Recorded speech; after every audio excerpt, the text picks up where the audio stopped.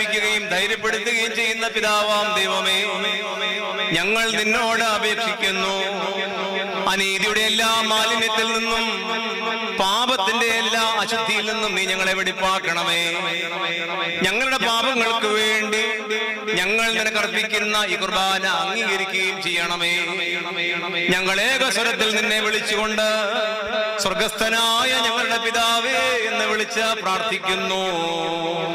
സ്വർഗസ്ഥനായ ഞങ്ങളുടെ പിതാവേ,